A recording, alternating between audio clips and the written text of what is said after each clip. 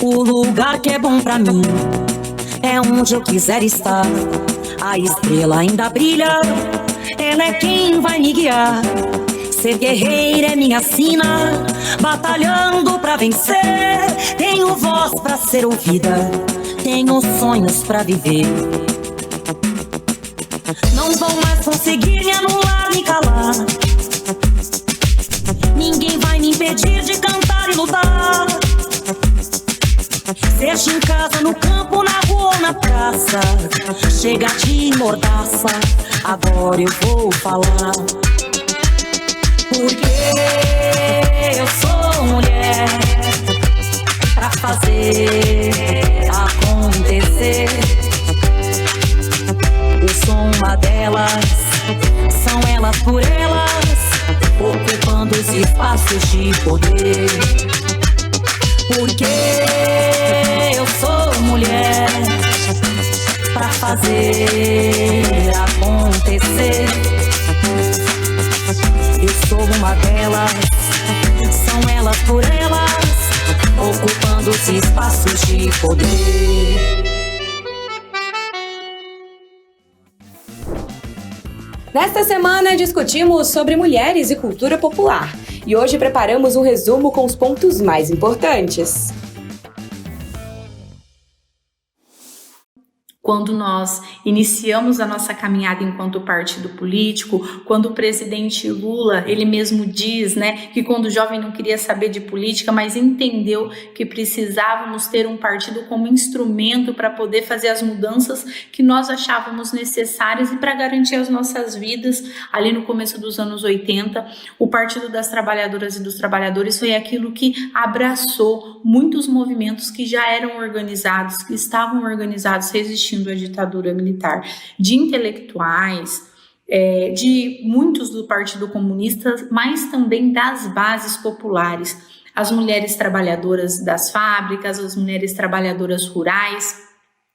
E nesse momento o Partido das Trabalhadoras e dos Trabalhadores agrupou todas essas pessoas progressistas de esquerda que já estavam organizadas nos seus territórios e nos seus movimentos para a partir dali se criar o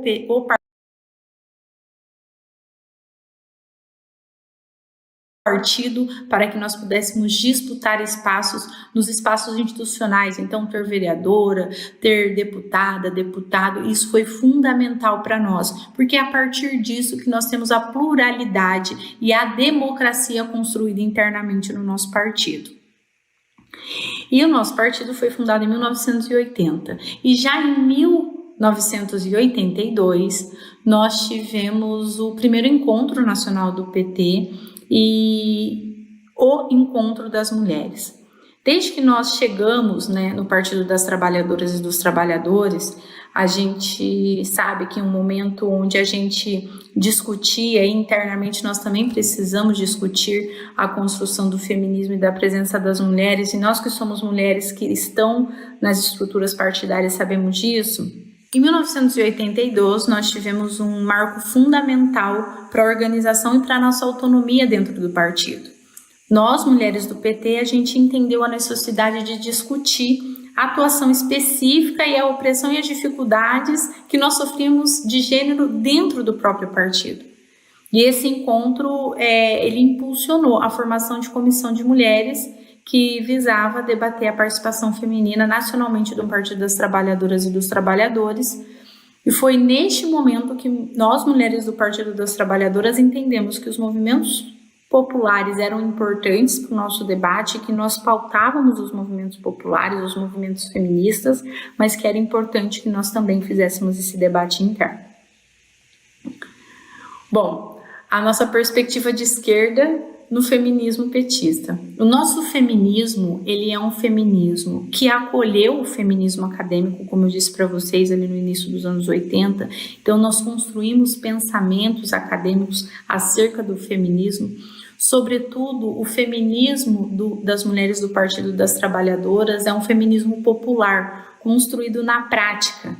E é por conta disso a nossa relação orgânica com os movimentos populares. Quando nós elegemos a Dilma, a extrema-direita não tinha entendido a importância de tentar alcançar as mulheres para ocupar espaços de poder. E depois da chegada da presidenta Dilma, a primeira mulher presidenta do Brasil, fruto da luta das mulheres trabalhadoras desse país, eles entenderam o recado e têm feito a lição de casa. É importante que a gente esteja atenta a isso também. E, sobretudo, a nossa presidenta Dilma, que foi a cristalização dessa luta. A gente sabe também que foi por conta dela ser mulher que o golpe se consolidou nesse país. Foi um golpe machista, misógino, e eu digo sempre que a gente teve uma frase profética da presidenta Dilma quando nós levamos o golpe. Nós, em lágrimas, ela muito serena nos disse: nós vamos voltar, e nós voltamos. Voltando aqui para a nossa aula, para dar esse salve para a nossa presidenta Dilma, as políticas públicas e a atuação das mulheres petistas foi essencial na formação e na implementação de políticas voltadas para as mulheres. Isso inclui programas de igualdade salarial, que a gente acabou de aprovar em 2023 aqui no nosso país, fruto de muita luta e da construção do Ministério das Mulheres, feito também pelas mulheres do Partido das Trabalhadoras. Iniciativas na área da saúde, ação combate à violência de gênero e a criação de secretaria de políticas para as mulheres no governo do PT também é um exemplo disso. Os estados onde a gente governa, onde a gente tem presença, nós temos secretarias estaduais de mulheres que mudam a vida das mulheres na ponta. Uma coisa que é importante a gente trazer aqui também é os programas construídos durante os governos Lula e Dilma, que olharam e mudaram a vida das mulheres.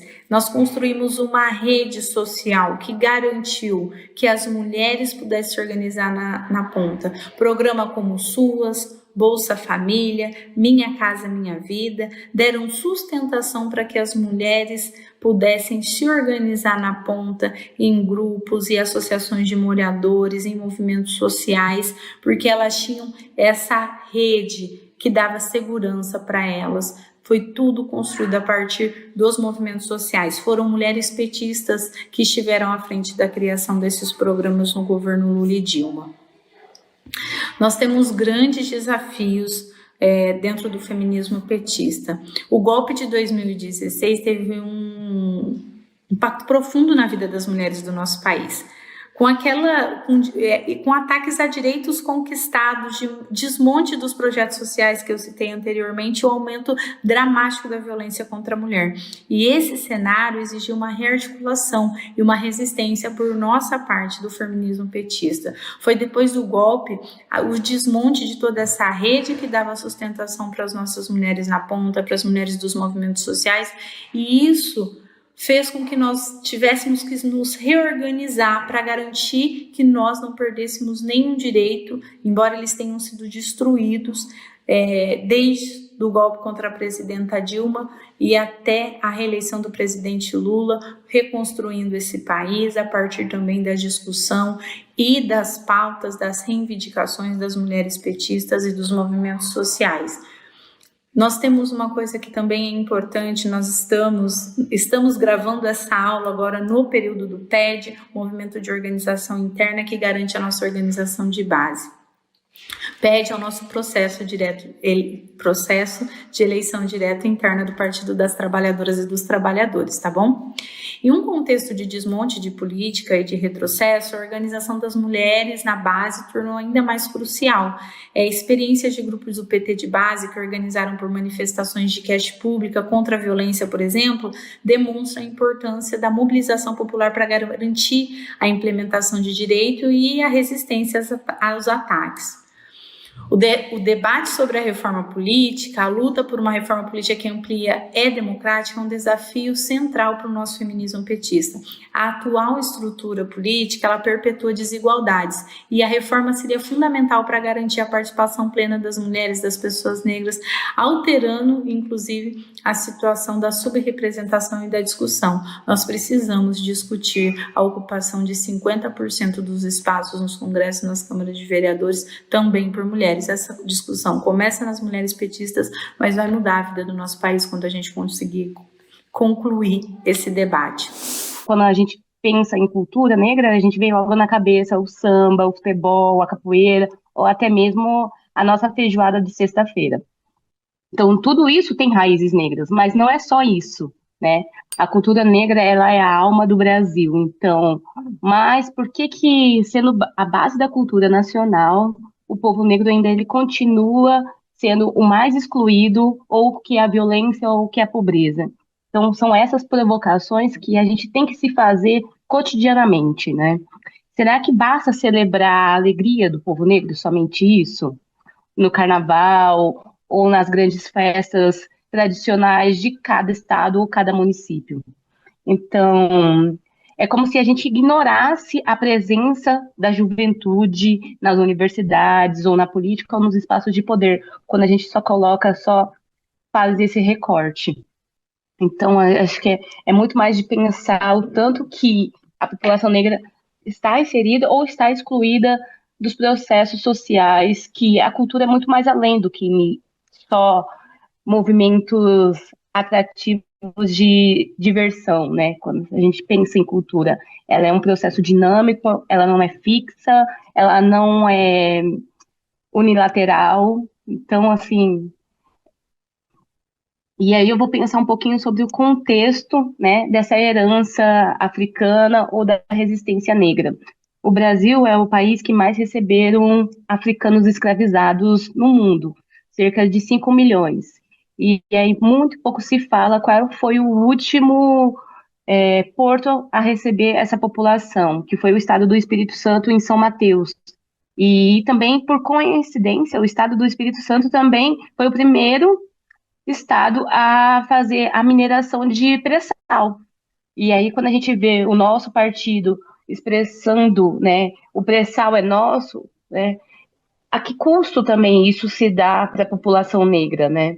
E quais são os investimentos que hoje o Estado brasileiro faz de reparação a essa população? Hoje, aqui na Câmara, está começando um movimento de um fundo de reparação histórica para a população negra, que tende a fixar, pressionar os governos de outros estados-nações a fazer financiamento para esse fundo, né?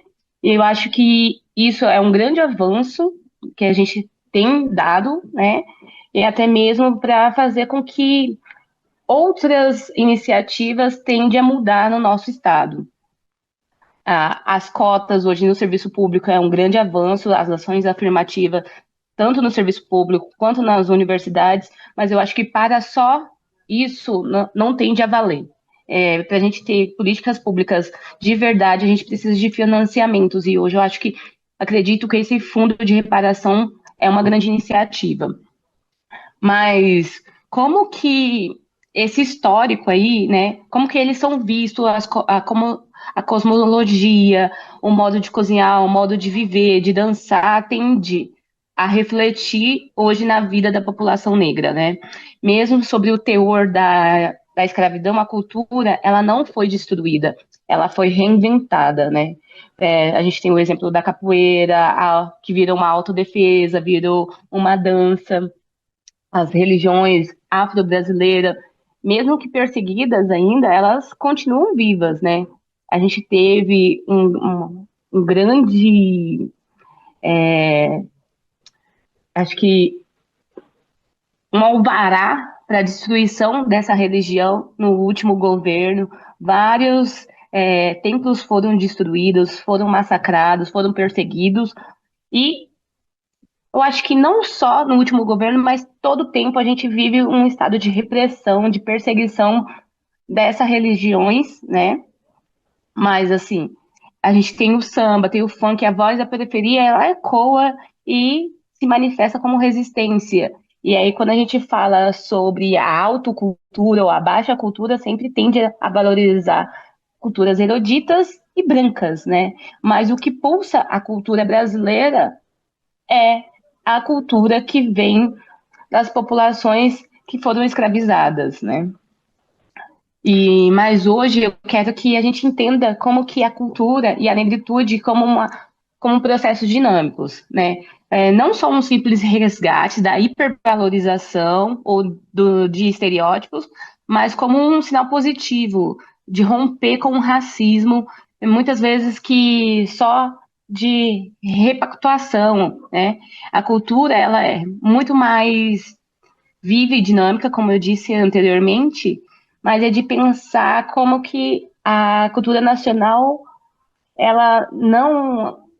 Eu brinco que na escola a gente tem um momento folclórico de estudar a cultura negra, que é no 20 de novembro, mas é muito mais além do que isso. Eu acho que todas as manifestações culturais que temos no Brasil, ou até mesmo as tradições, a cosmologia, a religião, a, a- as representações jurídicas, tudo perpassa pela cultura da população negra, né? A gente meio que não é só o tecido social, a gente também tem o coração e a razão da população negra, ela está na sociedade brasileira. Então, a cultura negra como forma de resistência, eu acho que esse deve ser o mote de tudo isso, né? E aí a gente vê a população negra tem os piores salários, e isso é muito ruim de se falar, né? Que é a população que mais trabalha, que construiu esse país, que tem sangue, né, em várias paredes desse país, e em alguns espaços a gente não pode entrar, até mesmo, né? Mas é pensar também sobre as mudanças que o movimento negro tem feito, né?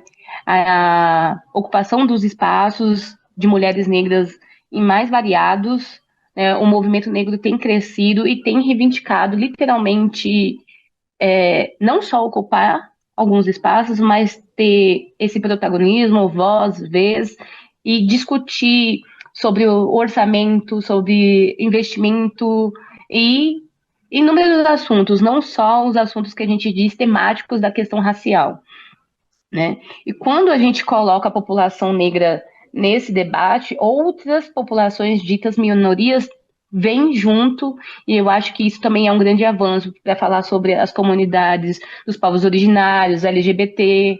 Então, eu acredito que o movimento negro, ele não é só um movimento para a população negra, mas para que todas as minorias tendem a crescer em alguns espaços. Então, é pensar que a cultura negra não é só beleza, é uma denúncia, não é só emoção, não é estratégia política, não é só uma celebração de diversidade. É a sobrevivência, é um processo de um país. E aí a gente tende a fazer algumas perguntas, como quem consome a cultura negra no seu dia a dia? Você já pensou que isso é uma valorização ou isso é uma apropriação cultural? De que forma você atua, né, no combate ao racismo? Fique com TV Elas por Elas Formação, que semana que vem tem mais.